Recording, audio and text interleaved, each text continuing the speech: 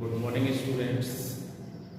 हम आशा करते हैं कि आप सभी अपने चैप्टर को आगे बढ़ा रहे होंगे और निरंतर अपनी पढ़ाई पर ध्यान दे रहे हैं।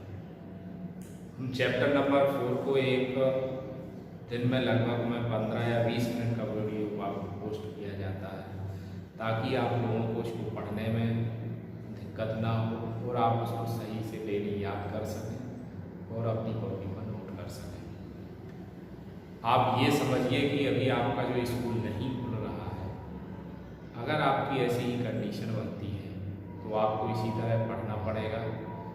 और इस बात का भी आप लोग ध्यान रखना कि अगर आप वीडियो नहीं देखते हैं आगे क्या होगा हम कह नहीं सकते हैं। खुल जाए स्कूल बहुत अच्छी बात है ताकि आप लोगों की पढ़ाई सुचारू रूप से चल सके।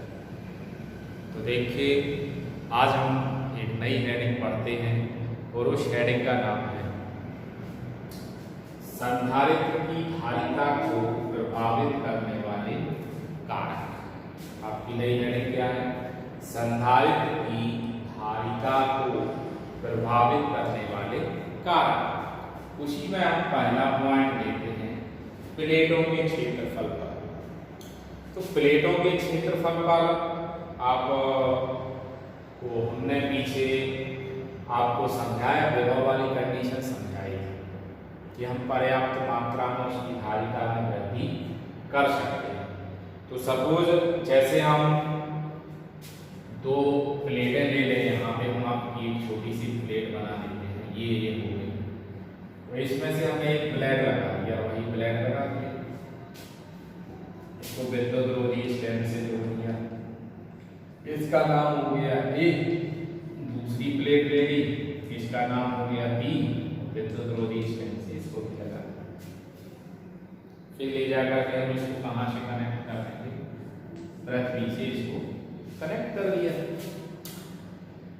यहां देखिए, जब हम प्लेट ए को कोई आवेश देंगे तो उस स्थिति में इसके आवेश में वृद्धि होगी तो विभव में भी वृद्धि हो जाएगी। उस स्थिति में इसकी धारिता में क्या हो जाएगा? कमी आ जाएगी। और हम इसके पास दूसरी प्लेट लाते हैं, दूसरा चालक बी रख दिया, उसको पृथ्वी से कनेक्ट कर दिया, तो इसमें आवेश की पर्याप्त मात्रा जाती रहेगी। अब इस स्थिति में हमें आवेश को बढ़ाना है तो हमें विभव अधिक प्राप्त करना, तो आवेश निरंतर बढ़ाना होगा। इस स्थिति में यदि हम किसी प्लेट का आकार क्या कर दें? बढ़ा कर दें। जब आप आकार बड़ा करेंगे तो उसके आवेश में अब और कमी आ जाएगी। जब आवेश की और कमी आएगी, विभव कम होगा, तो धारिता भी ऑलरेडी कैसी हो जाएगी? बढ़ जाएगी। अतः हम कह सकते हैं कि धारिता उसकी चालक की प्लेट के क्षेत्रफल की कैसे होती है? अनुक्रमानुपाती होती है।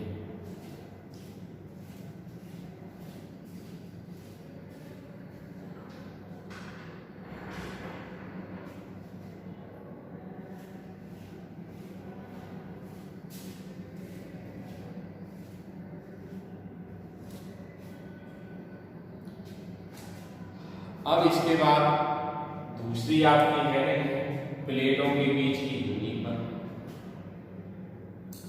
प्लेटों के बीच की दूरी पर अगर आप दूसरा पॉइंट देखते हैं तो इसमें ये है प्लेटों की दूरी हमने डी मान ली, धारिता हमारी क्या है? सी। अब यदि हम इन प्लेटों के बीच की डिस्टेंस को बढ़ा दें, जब आप इसकी डिस्टेंस को बढ़ा देंगे दोनों प्लेटों के बीच की, तो इसका आवेश इतने जल्दी कम नहीं होगा, क्योंकि ये आवेश सबसे पहले इस पे मैक्सिमम होगा, फिर धीरे धीरे आगे जाएगा, बहुत काम से लोग होगा। अर्थात हम ये कह सकते हैं कि यदि उनके प्लेटों के बीच की दूरी बढ़ा दी जाए तो वो आवेश पहली प्लेट पर सबसे ज्यादा काम करना प्रारंभ करेगा। जब वो पहली प्लेट पर काम करेगा तो इस पर रहेगा तो इस पर भी विभव ज्यादा हो जाएगा, इस पर आएगा तो इस पर भी विभव ज्यादा हो जाएगा। तो इस स्थिति में धारिता कैसे हो जाएगी? कम हो जाएगी। जैसे सपोज हम बैटरी है, बैटरी बनाई जाती है, बैटरी में आप जानते हैं कि हमारी जितने वोल्टेज की बैटरी होती है उतनी उसमें प्लेटें हम लगा देते हैं।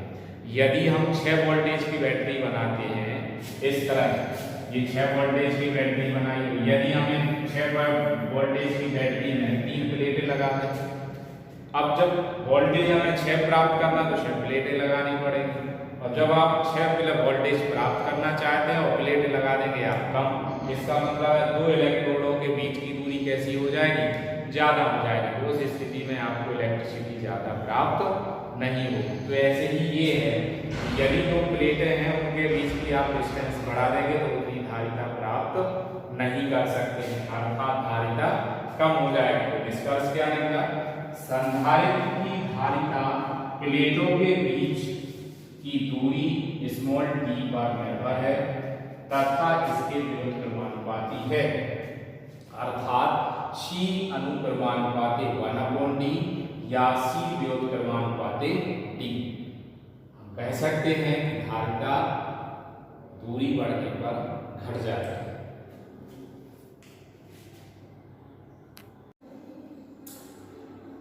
अब हमारा इसी का थर्ड पॉइंट है, संधारित्र की धारिता को प्रभावित करने वाले कारक। अधिकतर ये क्वेश्चन आपका 1 नंबर 2 नंबर या बहुकलमी में क्वेश्चन आ जाता है कि संधारित्र की धारिता को प्रभावित करने वाले कारकों को लिखिए। 1 नंबर में 1 कहेंगे, 2 कहेंगे, 3 कहेंगे। और बहुकलमी में भी क्वेश्चन आपसे इस तरह कहा जा सकता है कि यदि 2 चालकों के बीच किसी परावैद्युत माध्यम को रख दिया जाए तो उसकी धारिता पर क्या प्रभाव पड़ेगा। यदि 2 चालकों की प्लेटों के बीच की दूरी बढ़ा दी जाए तो उसकी धारिता पर क्या प्रभाव पड़ेगा। यदि किसी चालक के क्षेत्रफल को बढ़ा दिया जाए तो उसकी धारिता पर क्या प्रभाव पड़ेगा। तो इस तरह आपके ये 2-3 क्वेश्चन इससे बन जाते हैं। देखिए थर्ड पॉइंट आपका क्या है, प्लेटों के बीच माध्यम। प्लेटों के बीच माध्यम जैसे आप ये एक प्लेट रखी, एक दूसरी प्लेट रखी है, एक इस प्लेट का नाम ए है, इसका नाम बी। यहां आपने इसको +q आवेश दिया, इसके आवेश को वृद्धि हुई, प्रभाव बढ़ गया, धारिता कम हो गई। लेकिन जैसे ही दूसरा चालक रखा आवेश कम होगा। अब यहाँ पे हम क्या करेंगे, इसमें एक अचालक पदार्थ परावैद्युतांक वाला कोई पदार्थ रखिए। जब आप के वाला कोई परावैद्युत पदार्थ रखेंगे तो प्रेरण के कारण यहाँ क्या आएगा माइनस, फिर अंदर क्या आएगा प्लस, फिर प्रेरण के कारण माइनस, फिर क्या आएगा प्लस, फिर प्रेरण के कारण क्या आएगा माइनस।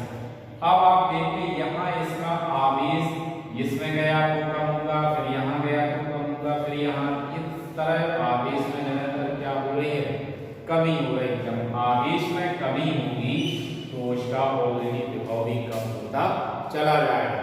तो इससे यह निष्कर्ष निकलता है कि यदि चालक की 2 प्लेटों के मध्य हम कोई अचालक अर्थात कोई परावैद्युत पदार्थ रख देते हैं तो उसकी धारिता अपने आप कम होती चली जाती है। बना ले फिर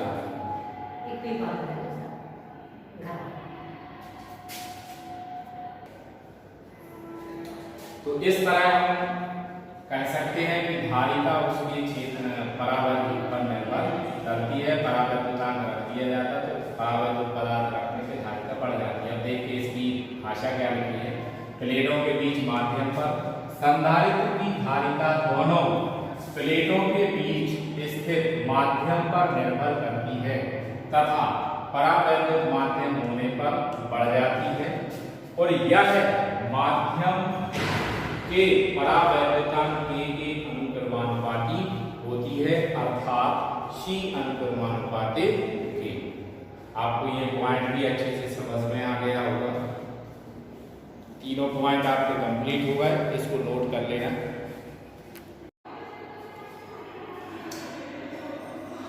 अब हम एक नई हेडिंग है जिसमें बहुत आपकी खूबी है, इसको हमें आपको समझना है और उसमें से जो 2 पॉइंट की निकले उनको मैंने लिख दिया है। तो आप पहले हेडिंग क्या है उसको देखिए। संधारित्र में परावैद्युत का कार्य, परावैद्युत का मतलब है आपका जो माध्यम रखते हैं उसका कार्य क्या है, और आवेश का संरक्षण। अब उसके कारण आवेश का संरक्षण कैसे होता है, तो इसके लिए हम पहले दो प्लेटें बनाते हैं। ये दो हमारी प्लेटें हैं। पहली प्लेट को हमने प्लस Q आवेश दिया, छोटा सा क्षेत्र बना दिया। फिर इसमें हमने अंदर परावैद्युत पदार्थ रखा, तो इसको अलग से दिखा दें आप। ये परावैद्युत पदार्थ हमने रख दिया। अब उसके अणु में ये अणु बना दिए, छोटे से ही दिखा दे रहे हैं आप।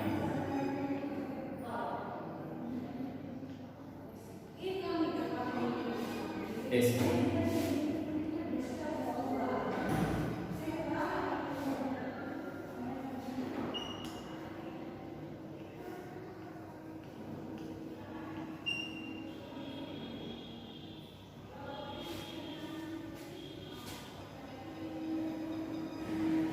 तो आपको दिखते हैं minus plus minus plus minus plus minus plus minus plus minus plus minus plus minus plus minus plus. अब यहाँ पहले आप क्षेत्र को देखो, क्योंकि हो सकता है आपको साफ नहीं दिखाई दे रहा होगा। ये पहली प्लेट, इसको हमने प्लस Q आवेश दिया। ये परावैद्युत पदार्थ रखा और उसमें ये छोटे छोटे से आपको जो सर्किल दिखाई दे रहा है, ये उसके अणु। तो अणु के इस वाले हिस्से पे प्रेरण के कारण माइनस आवेश आया, तो दूसरा आवेश दूसरा सिरा इसका धनावेश, इसका पहला ऋणावेश तो दूसरा धनावेश। तो ये प्रेरण के कारण आपकी पूरी प्लेट कैसी हो जाएगी, ऋणात्मक हो जाएगी। तो ये हमारा पहले चित्र है। अब हम पहले इसकी थ्योरी को समझते हैं। आप सभी जानते हैं कि प्रत्येक पदार्थ अणु परमाणु अर्थात छोटे छोटे कणों से मिलकर बना है, और इन छोटे छोटे कणों से मिलकर बना है। परमाणु में नाभिक होता है, नाभिक में धनावेश केंद्रित होता है। नाभिक के बाहर विभिन्न कक्षाएं होती हैं, और इन कक्षाओं में ऋण आवेशित इलेक्ट्रॉन चक्कर लगाते रहते हैं।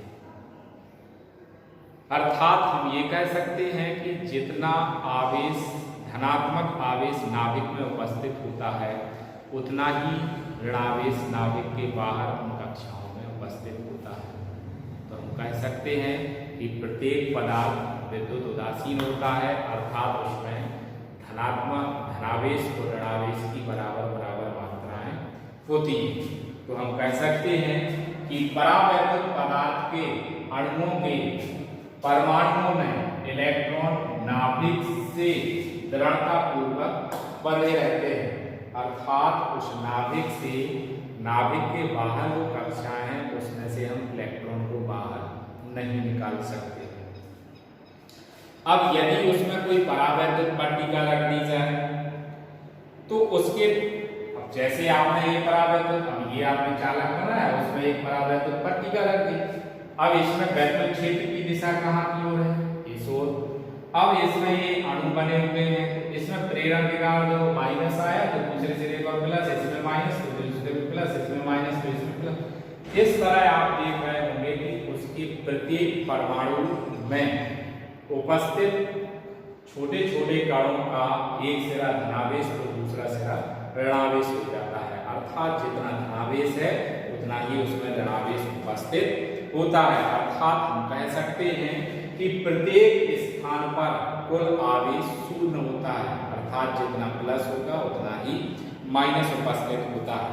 तो परावैद्युत पट्टिका के भीतर प्रत्येक स्थान पर कुल आवेश शून्य हो जाता है, जिसकी अब स्थिति शून्य हो जाता है, क्योंकि आवेशों के कारण परावैद्युत पट्टिका में एक वैद्युत क्षेत्र, परावैद्युत पट्टिका एक वैद्युत क्षेत्र E' उत्पन्न हो जाता है, और इस E' की दिशा उस पर लगने, उसमें कार्य करने वाले वैद्युत क्षेत्र की दिशा की कैसे होती है, विपरीत होती है।